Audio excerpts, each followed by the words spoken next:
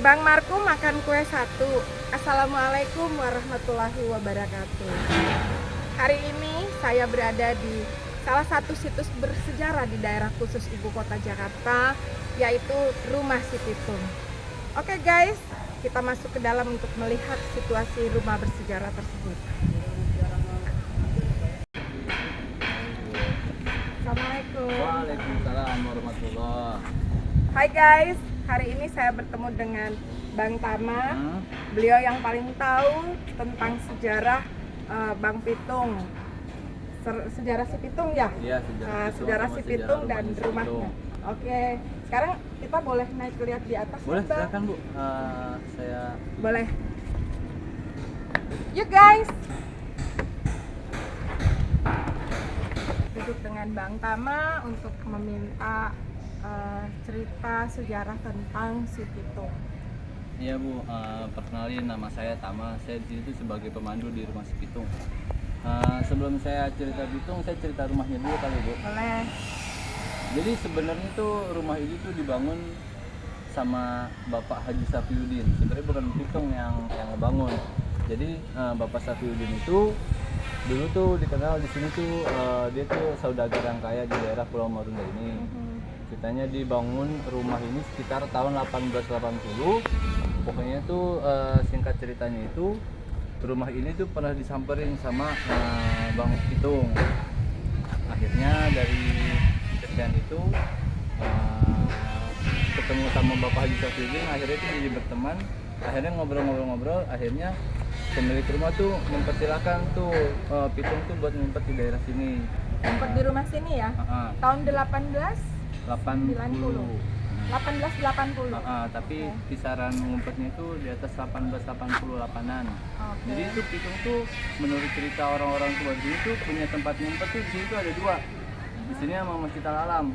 Jadi kalau misalkan Pitung tuh udah ketahuan ngumpet sama Belanda di sini, lari lewat kebun-kebun ke Masjid Al Alam. Dan Masjid Al Alam dekat dari sini juga? Iya, nggak jauh, dari 250 meter lah kita kalau jalan kaki. Nah terus rumah ini ceritanya kenapa disebut Rumah Si Pitung, sekitar tahun 70-an tuh waktu Gubernur Jakarta namanya Ali Sadikin. Iya betul, Bapak Ali Sadikin itu. Bapak Ali Sadikin kan salah satu gubernur tuh yang demen merhatiin bangunan-bangunan sejarah. Sejarah ya. Banyak museum di Jakarta juga beliau yang ngeresmiin kan. Salah satunya waktu itu beliau tuh lagi nyari rumah-rumah tua di daerah Jakarta buat dijadiin cagar budaya. Salah satunya ketemulah rumah ini. Itu tahun 1970 ya? Salah satu syaratnya kan waktu itu rumah yang boleh dijadiin cagar budaya itu yang umurnya udah melebihi 50 tahun tapi masih asli, belum pernah diapa-apain gitu. Kebetulan bentuk aslinya seperti itu? Iya. Akhirnya rumah ini ketemulah, akhirnya datanglah dari pihak Pemprov datang ke sini ke ahli warisnya itu minta izin untuk ngebayarin ini rumah. Kebetulan pemilik ahli warisnya tuh waktu itu tuh namanya Bapak Haji Matsani, mantunya. Matsani, itu mantunya Pak Haji Safiuddin yang punya rumah ini. Ya. Akhirnya ahli warisnya pun bersedia, akhirnya dibelilah sama pemerintah. Usut punya usut, nanya lah sama si sepuh sini, ini rumah punya sejarah apaan gitu.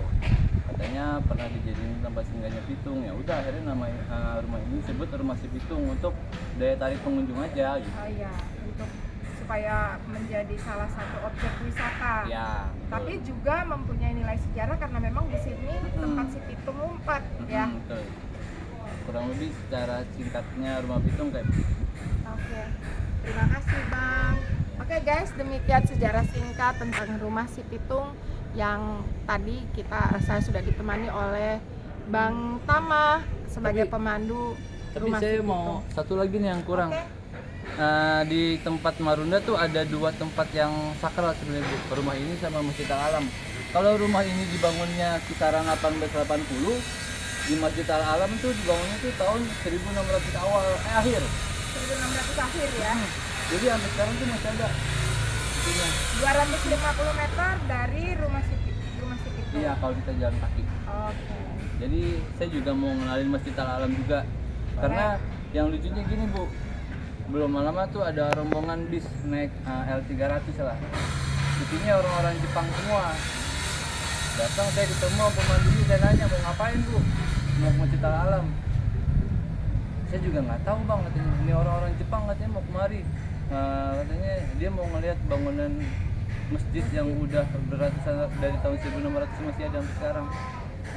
Yang menurut pikiran saya tuh kenapa orang Jepang tahu, orang Jakarta jarang ada yang Nggak tahu di tahu masjid. ya. Itu makanya sekalian saya mau tahu Untuk juga. mempromosikan salah satu budaya dan tempat sakral ya, Iya, tempat sakral, bersejarah juga tempat bersejarah tentang itu dan masjid alam. dan masjid alam. Oke guys, kita akan berkunjung ke masjid alam. Terima kasih Bang Tama. Sama bu. Assalamualaikum Assalamualaikum warahmatullahi warahmatullahi wabarakatuh. wabarakatuh.